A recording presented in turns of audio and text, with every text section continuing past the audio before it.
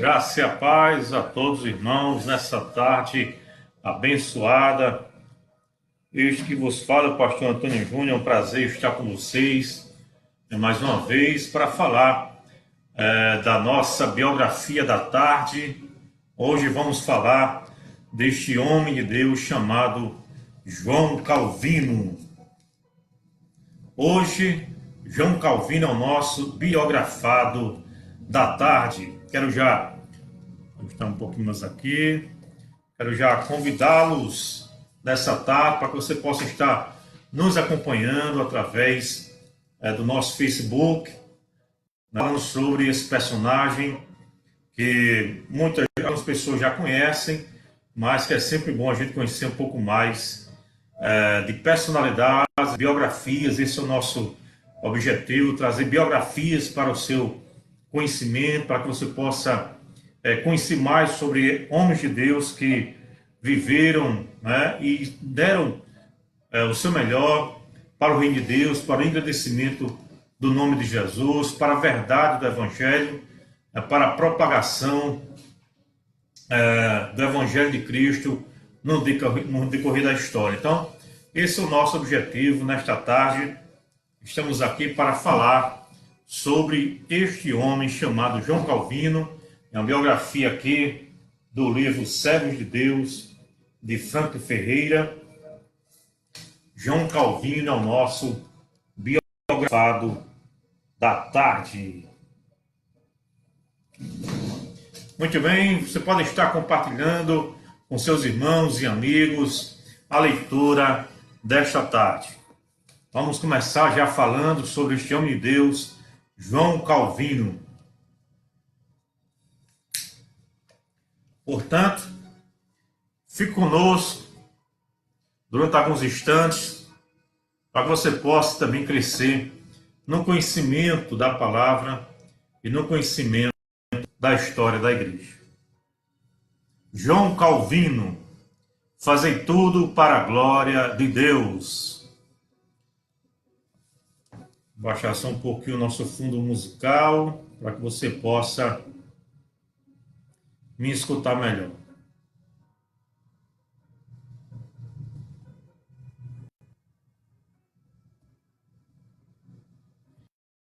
Vou com vocês hoje, 30 de abril de 2020.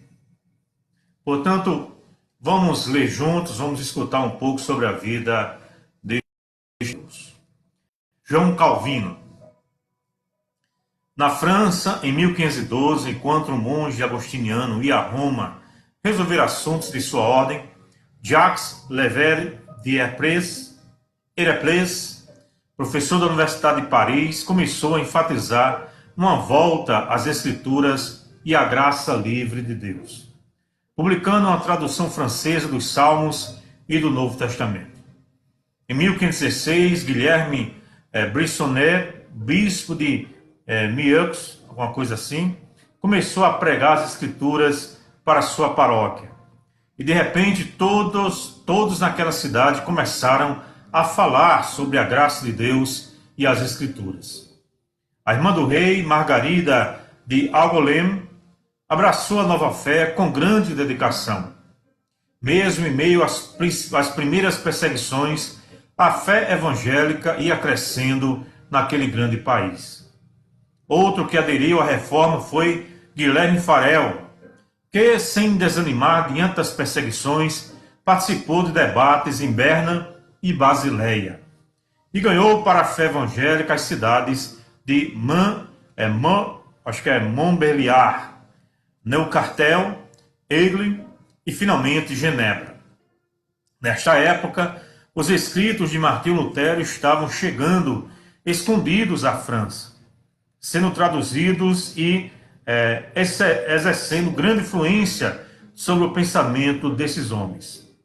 Mas foram os escritos de João Calvino que cativaram corações e mentes dos protestantes franceses.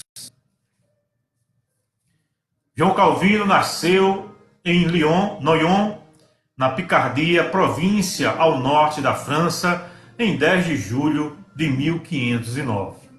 O segundo de 3 irmãos. Seu pai Gerard era um advogado que trabalhou para o cônego desta cidade. E sua mãe, Jeanne, era uma mulher muito piedosa. Foi enviado a Paris para estudar latim e filosofia no Collège de Montaigne. Mas, em 1528, após brigar com os líderes da igreja, seu pai o enviou para estudar direito na Universidade de Orleans. Depois, ele estudou grego na Universidade de Bourges. Com a morte do pai, em 1531, retornou a Paris e dedicou-se à literatura clássica, que era seu principal interesse. Em 1533, ele se converteu à fé evangélica. Tempos depois, Calvino diz: minha mente, que a despeito de minha juventude, estivera por demais empedernida em tais assuntos, agora estava preparada para uma atenção séria. Por uma súbita conversão, Deus transformou-a e trouxe-a à docilidade. Ele não deu maiores detalhes a esse respeito, exceto que Deus falara por meio da Escritura e ele precisava obedecer. Em outubro de 1534, Calvino teve de fugir de Paris sob a acusação de ter influenciado um discurso simpático aos evangélicos, proferido por Nicolau Cop, o reitor da Universidade de Paris. Ele foi para Basileia, onde em março de 1535 foi publicada a primeira edição das Institutas da religião cristã, que seria uma chave abrindo caminho para todos os filhos de Deus no entendimento bom e correto das Escrituras Sagradas. O que o motivou a escrever esta obra foi a justificativa usada pelo rei católico Francisco I para perseguir os protestantes franceses, acusando-os de motim. O êxito dessa obra foi imediato e surpreendente. Em 9 meses se esgotou a edição, que por estar em latim era acessível a leitores de diversas nacionalidades. Calvino continuou preparando edições sucessivas das Institutas, que foi crescendo conforme iam passando os anos. Foram editadas cerca de 9 vezes, sendo que as últimas edições datam de 1559 e 1560. E se tornou uma das obras mais influentes do pensamento cristão e ocidental. Nessa obra, encontramos sua famosa definição da vida cristã. Ele diz: nós não somos de nós mesmos, portanto, não façamos nosso alvo a busca daquelas coisas que nos sejam agradáveis. Nós não somos de nós mesmos, portanto, até onde nos é possível, esqueçamos-nos e as coisas que são nossas.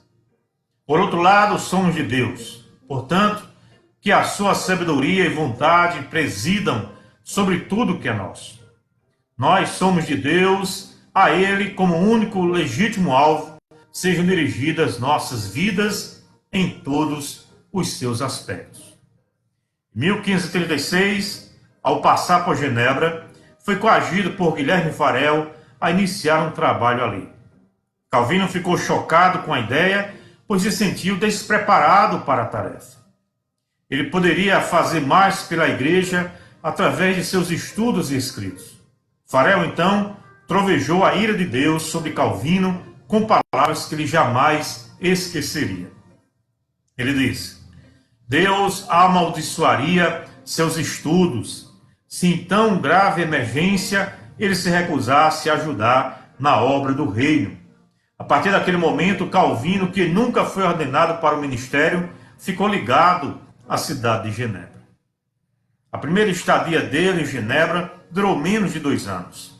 Ele preparou uma instrução na fé em 1537, que foi adotada pela cidade, mas ele e Farel entraram em conflito com as autoridades civis acerca da disciplina cristã, adesão à confissão de fé e práticas litúrgicas, e ambos foram banidos da cidade. Em 1538, Farel foi para Neuchâtel e Calvino se mudou para Estrasburgo, onde pastoreou a igreja de refugiados franceses nessa cidade e publicou-se o comentário de Romanos em 1540, onde temos exposta diante de nós uma porta amplamente aberta para a sólida compreensão de todo o restante da Escritura. Lá casou-se com uma paroquiana, Idelette de Ibourg, e tornou-se amigo de Martin Bucer, o pastor da igreja de Saint-Aurèle, uma congregação construída por pessoas bastante pobres, que influenciou profundamente sua teologia, especialmente a doutrina do Espírito Santo e a disciplina eclesiástica. Nessa época, ele conheceu Philippe Melanchthon, que também foi seu amigo por toda a vida.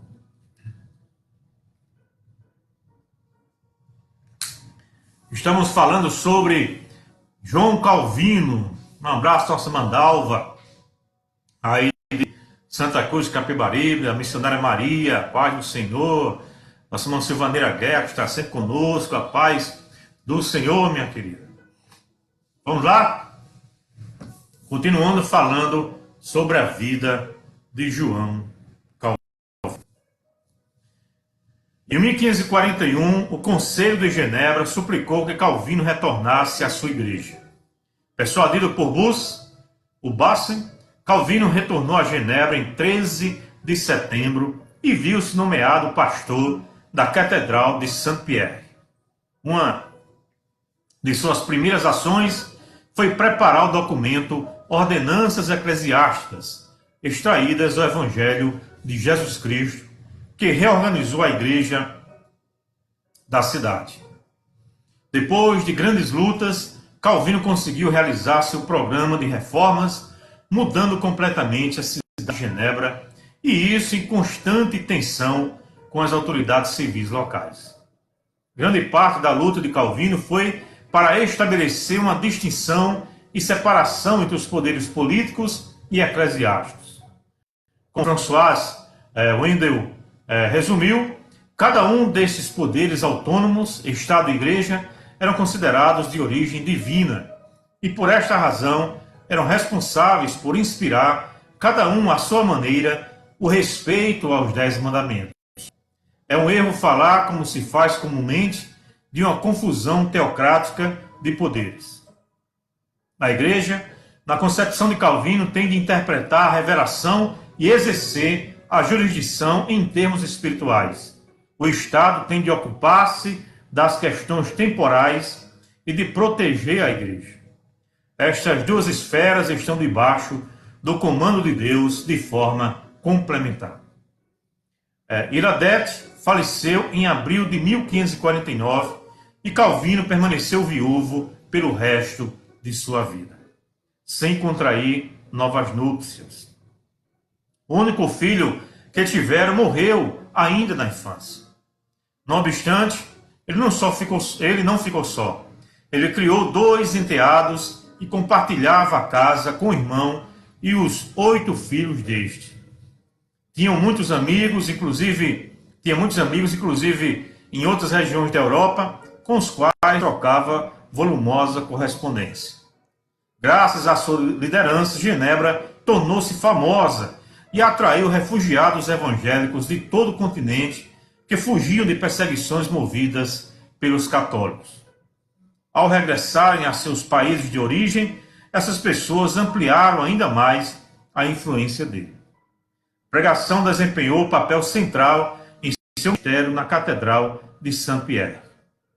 Ele costumava pregar em um livro do Novo Testamento aos domingos pela manhã e à tarde, embora pregasse nos Salmos em algumas tardes. E em um livro do Antigo Testamento nas manhãs durante a semana. Desse modo, ele expôs a maior parte das Escrituras para a sua congregação. No entendimento de Calvino, as escolas teológicas seriam berçários de pastores.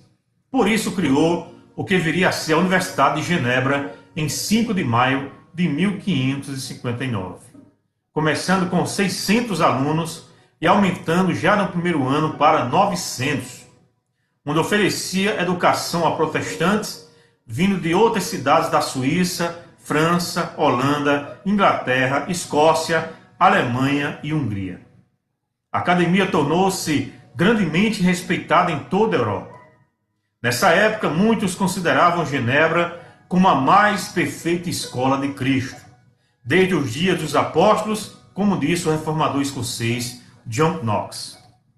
Em 6 de fevereiro de 1564, Calvino, adoentado, foi transportado para a igreja em uma cadeira, pregando então com dificuldade o seu último sermão. No dia de Páscoa, 2 de abril, foi levado pela última vez à igreja. Mesmo enfermo, participou da ceia e cantou com a congregação. Em 28 de abril, um mês antes de morrer, convocou os ministros de Genebra à sua casa, tendo-os ao redor, despediu-se dizendo o seguinte: a respeito de minha doutrina, ensinei fielmente e Deus me deu a graça de escrever.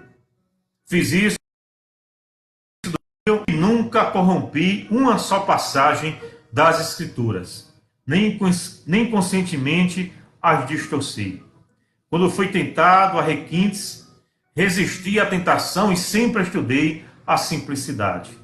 Nunca escrevi nada com ódio de alguém, mas sempre coloquei fielmente diante de mim o que julguei ser a glória de Deus. Que lindas palavras, né? Que ele nos traz. João Calvino morreu em 27 de maio de 1564. Suas últimas palavras foram extraídas de uma carta endereçada a Farel, em maio daquele ano. Ele diz: é suficiente para mim viver e morrer para Cristo, que é, para todos os seus seguidores, um ganho tanto na vida quanto na morte. Fui sucedido por Teodoro de Beza, também um refugiado francês. Calvino, foi sucedido, né? Isso aqui não foi ele que comentou. Foi sucedido por Teodoro de Beza, também um refugiado francês. Calvino foi enterrado no cemitério comum. Por sua própria vontade, não se ergueu nenhuma lápide sobre a sepultura. Ele não queria que nada obscurecesse a glória de Deus. Olha que interessante, né? Ele não queria que fizesse dele um ponto de peregrinação, ou que ele fosse exaltado de alguma forma, a não ser Cristo, né? Diferentemente do que a gente muitas vezes vê por aí. Estamos falando sobre João Calvino. Calvino escreveu comentários sobre todos os livros do Novo Testamento, exceto 2ª e 3ª João e Apocalipse. E os comentários e preleções que ele produziu sobre o Antigo Testamento incluem Gênesis, Êxodo, de Êxodo a Deuteronômio, Josué, Salmos, Isaías, Jeremias e Lamentações. Ezequiel, capítulo 1 ao 20, Daniel, Oséias e os profetas menores. Portanto, pelo conjunto de sua obra, Calvino tem sido considerado o maior exegeta da Reforma, tendo legado à Igreja uma perspectiva da interpretação bíblica que ainda hoje guia a fé evangélica na interpretação das Escrituras, a partir de um enfoque firmemente enraizado num Deus Trindade. O pressuposto que controla sua interpretação é que a Escritura é a palavra de Deus inspirada, revelada em linguagem humana e confirmada ao crente pelo testemunho interior do Espírito Santo. Para ele, as Escrituras são um livro infalível e que não erra. Veja o que ele diz. Para asseverar sua autoridade, ele, Paulo, ensina que ela é inspirada por Deus. Porque se esse é o caso, então fica além de toda e qualquer dúvida que os homens devem recebê-la com reverência. Todos quantos desejam beneficiar-se das Escrituras devem antes aceitar isto como um princípio estabelecido, a saber, que a lei e os profetas não são ensinos passados adiante ao bel prazer dos homens ou produzido pelas mentes humanas como sua fonte, senão que foram ditados pelo Espírito Santo. Devemos à Escritura a mesma reverência devida a Deus, já que ela tem nele sua única fonte. E não existe nenhuma origem humana misturada nela. Essa era a convicção que Calvino tinha. A Escritura é de Deus, não é? Inerrante e verdadeira. Um abraço, nosso irmão Joab, Saraiva, que sempre nos participa conosco, nossa maneira Santos. Amém. Deus abençoe, minha querida. Que Deus nos guarde, nos livre de todo o mal. É um prazer, mais uma vez, poder compartilhar um pouco da palavra do Senhor através dos homens de Deus. Estamos aqui falando sobre João Calvino. Quero ainda lembrar você que hoje à noite, culto doutrina, vamos ter a nossa mesa redonda, se Deus assim nos permitir. Estaremos falando sobre a Bíblia, a cultura, a arte de forma geral. Você entre conosco hoje à noite, vai ser aqui do templo da igreja, a partir de 7h30 da noite. Você pode fazer a sua pergunta, pode fazer a sua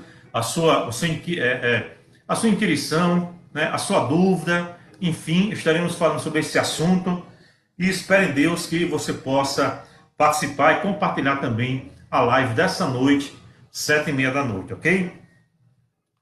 Continuando. E a capacidade de reconhecer a Escritura como a palavra de Deus não depende de provas, mas de um dom gratuito do próprio Deus. Ele diz: não obstante, respondo que o testemunho do Espírito é superior a toda razão. Ora, assim como só Deus é idônea, testemunha de si mesmo em sua palavra, também assim a palavra não logrará fé nos corações humanos antes que seja neles selada pelo testemunho interior do Espírito. Portanto, é necessário que o mesmo Espírito que falou pela boca dos profetas penetre em nosso coração para que nos persuada de que eles proclamaram fielmente o que lhes fora divinamente ordenado. Ou seja, para Calvino, a pessoa só entende a palavra se o Espírito de Deus viver nele. Portanto, o homem natural nunca vai entender a palavra de Deus. É preciso que o Espírito de Deus abra o seu entendimento, abra o seu coração, abra a sua mente, para que ele possa compreender a verdade revelada. Mas esse testemunho do Espírito que conduz a submissão irrestrita à Escritura não se opõe à razão, antes a transcende. Ele diz: portanto, que se tome isto por estabelecido. Aqueles a quem o Espírito Santo interiormente ensinou, aquecem firmemente a Escritura. E esta é indubitavelmente autenticada por si mesma. Nem é justo que ela se sujeite à demonstração e a razoados, porquanto a certeza que ela merece, de nossa parte, a obtemos do testemunho do Espírito. Portanto, eliminados por seu poder, já não cremos que a Escritura procede de Deus por nosso próprio juízo, ou pelo juízo de outros. Ao contrário, com a máxima certeza, não menos se contemplássemos nela a majestade do próprio Deus, concluímos acima do juízo humano que ela nos emanou diretamente da boca de Deus através do ministério humano. Portanto, a função principal das Escrituras é revelar o que precisamos saber sobre Deus e nós mesmos.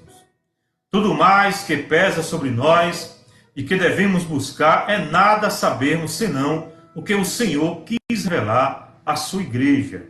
Eis o limite de nosso conhecimento. Ao meditar sobre as formas humanas da Escritura, Calvino usou o conceito de acomodação. O Espírito Santo, propositadamente, acomoda ao nosso entendimento os modelos de oração registrados na Escritura. Deus desce ao nosso nível, adapta-se à nossa capacidade ao comunicar-se conosco.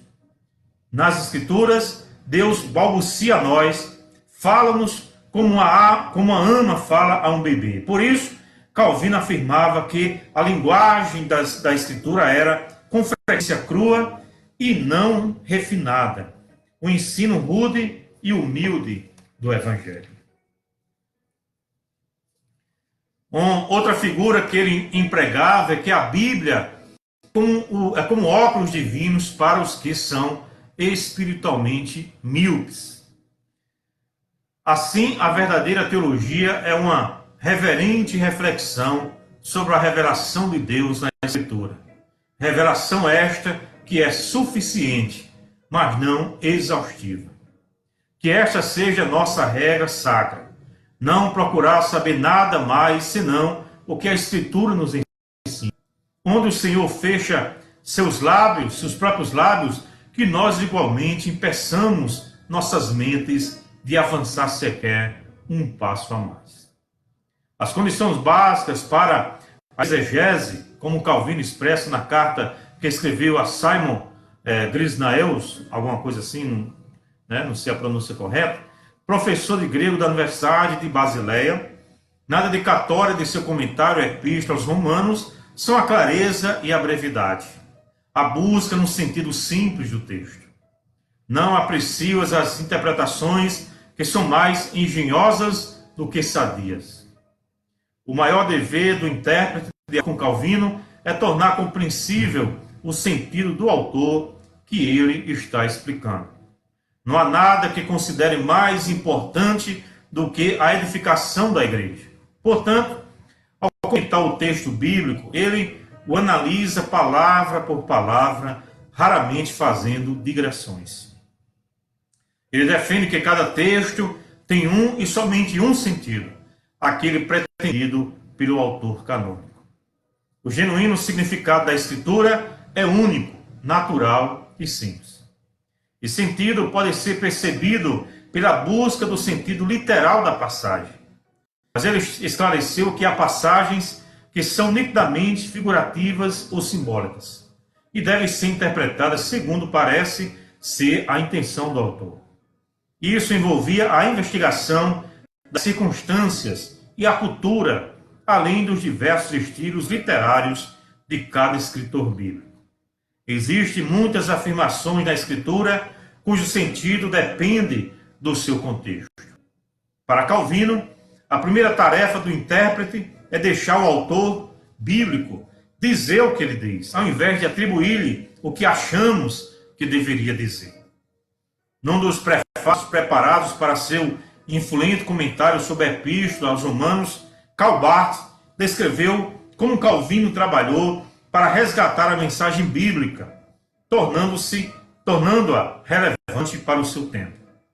É com muita energia que Calvino se põe a trabalhar.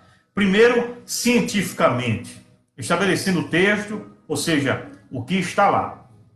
Depois, seguindo os passos do pensamento dele, ou seja, ele conduz uma discussão com ele até que o muro entre o século I e o XVI e o XVI se torne transparente. E até que lá no século I, Paulo fale e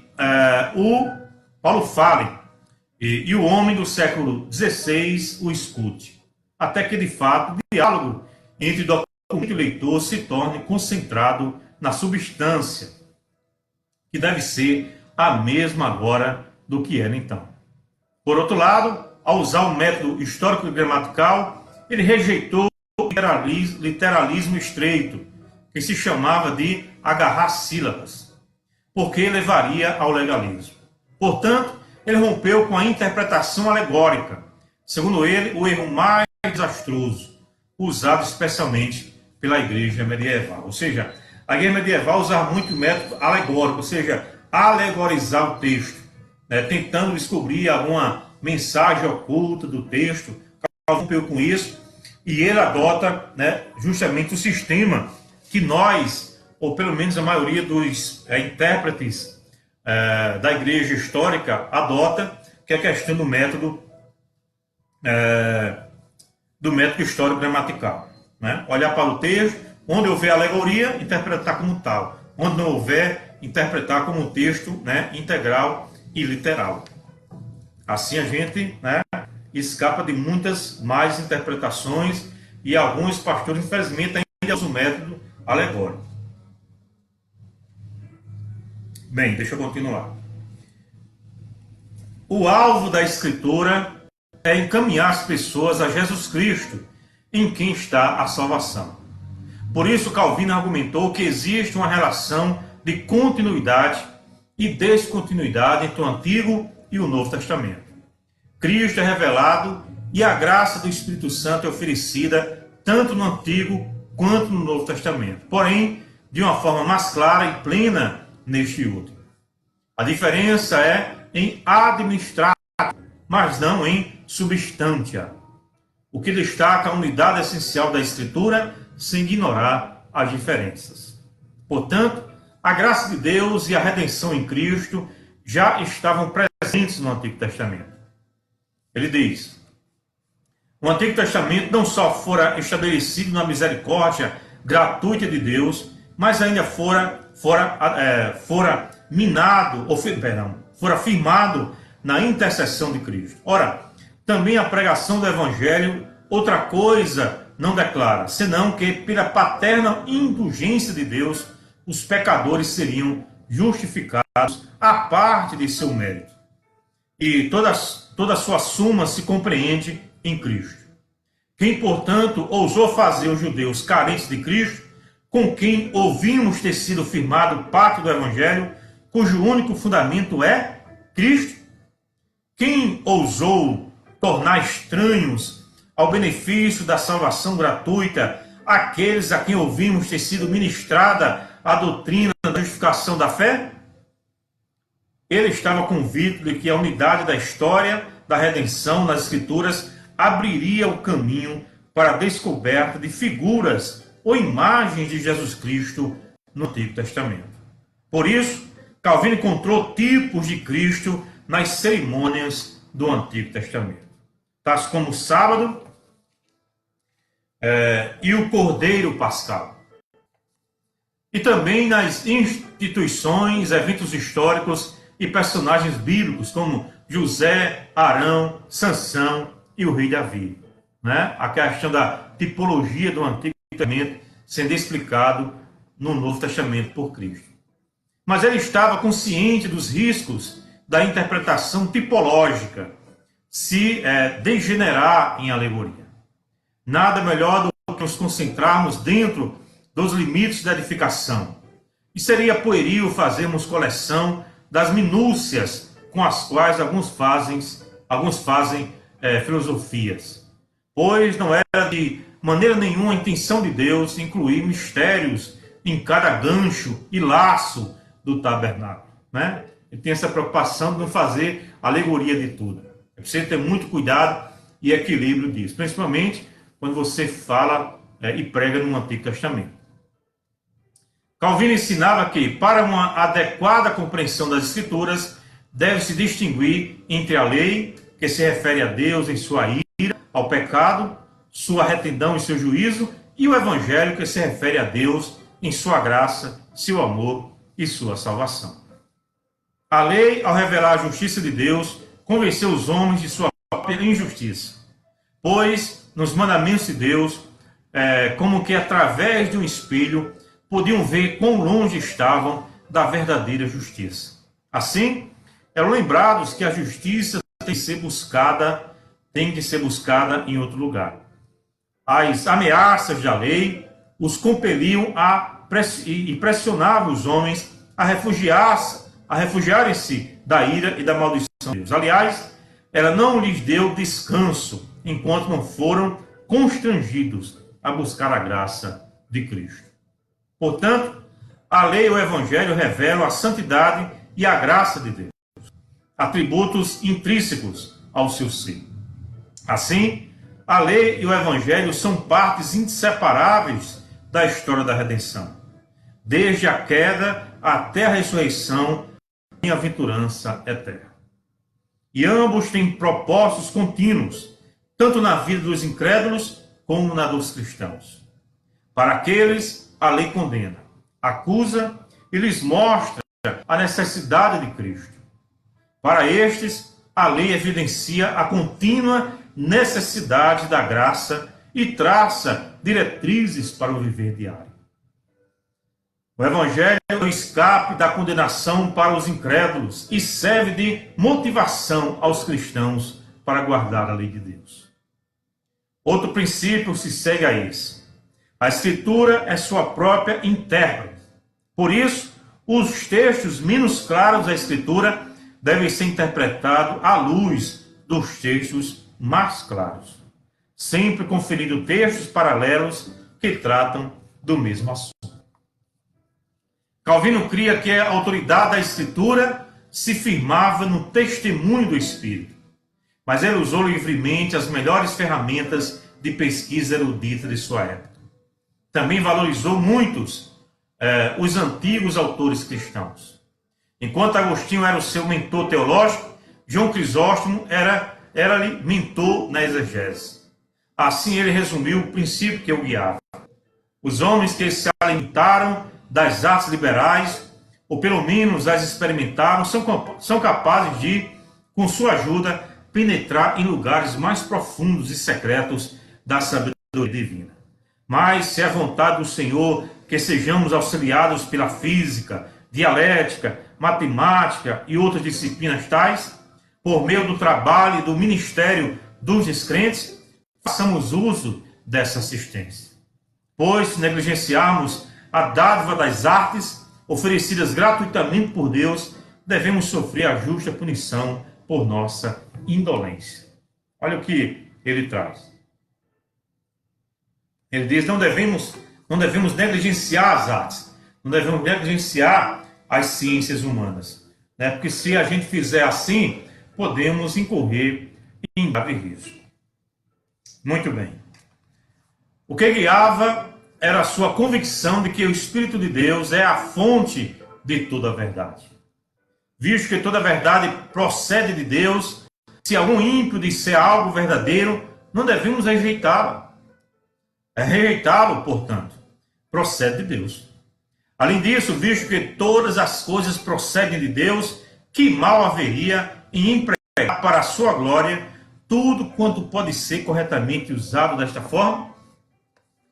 E em outro lugar, ele diz, se reputamos ser o Espírito de Deus a fonte única da verdade mesma, onde quer que ele haja de aparecer, nem a rejeitaremos, nem a desprezaremos, a menos que queiramos ser insultuosos para com o Espírito de Deus. Na prática hermenêutica, Calvino integrou teologia e exegese, onde a primeira é um auxílio para, ao se ter uma visão da totalidade, interpretar corretamente as partes. Alistair McGrath disse, ainda que considere a teologia como eco do texto bíblico, esta não representa, estritamente falando, um comentário sobre o texto, mas uma estrutura de interpretação através da qual o texto pudesse ser compreendido. Os comentários podem esclarecer aspectos particulares dos textos bíblicos. As institutas fornecem a estrutura através da qual a essência da proclamação bíblica pode ser percebida e compreendida. Exegese, teologia e pregação estão intimamente relacionadas em Calvino. A exegese é logicamente a primeira.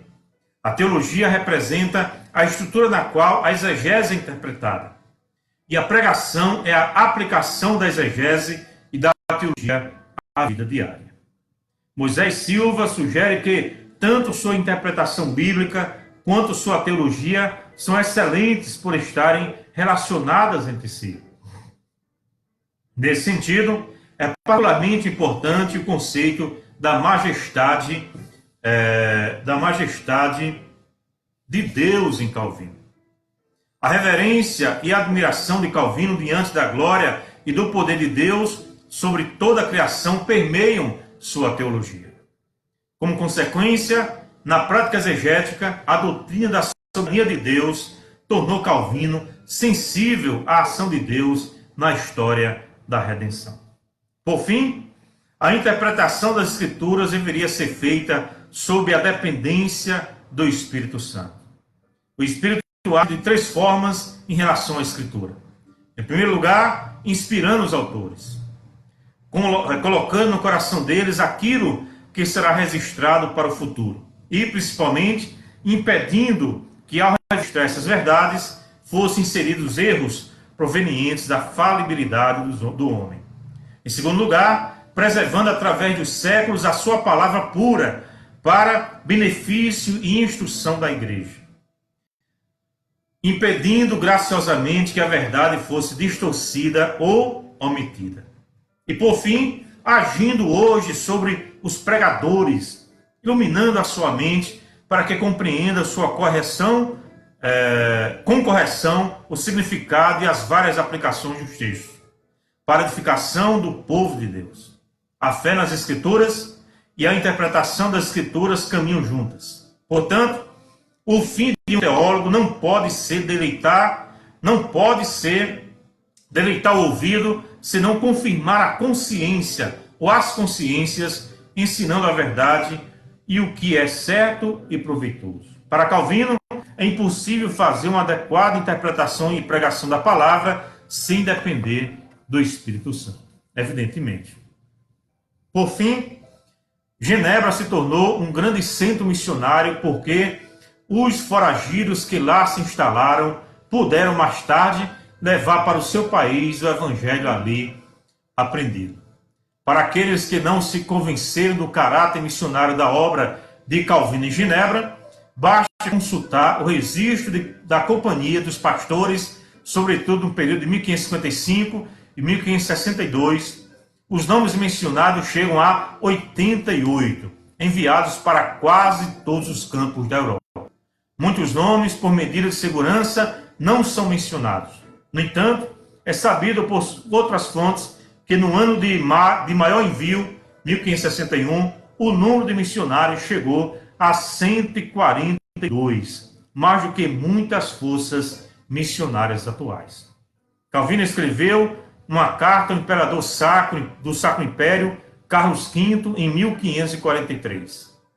A reforma da igreja é obra de Deus e tão independente das esperanças e opiniões humanas quanto a ressurreição dos mortos ou qualquer milagre dessa espécie. Portanto, no que tange a possibilidade de fazer algo em favor dela, não se pode ficar esperando pela boa vontade das pessoas ou pela alteração das circunstâncias da época, mas é preciso irromper por ente o desespero. Deus quer que seu evangelho seja pregado. Vamos obedecer a esse mandamento, vamos para onde ele nos chama. O sucesso não é da nossa conta. Já no fim do século XVI, em meio a perseguições, a influência de Calvino tinha se estendido a vários países, como a Suíça, Escócia, Holanda, regiões da Alemanha, Hungria e Polônia, e entre os protestantes da Inglaterra e França, assim como entre os peregrinos que fugiram para a Nova Inglaterra no século XVII. Eis aí uma breve biografia de João Calvino. Espero que você tenha sido abençoado também nesta tarde através da biografia deste homem de Deus. Se Deus assim nos permitir, amanhã estaremos falando sobre Richard Baxter, outra biografia também interessantíssima. Muito obrigado pela sua atenção, compartilhe, acesse o nosso canal Balaio Literário, reveja outras biografias e compartilhe com seus amigos e irmãos. Oremos. Pai, muito obrigado por esse momento em tua presença. Abençoa cada vida que esteve conosco, aqueles que estarão assistindo depois, que possamos aprender cada vez mais com esses homens de Deus. Assim que oramos, com corações gratos por tudo, em nome de Jesus. Amém. Que a graça e a paz do nosso Senhor Jesus Cristo, o amor de Deus, nosso eterno Pai, que as divinas revelações e a comunhão do Espírito Santo do Senhor seja com todo o povo de Deus agora e para todo sempre. Amém e amém. Beijão e até mais tarde, se Deus assim nos permitir.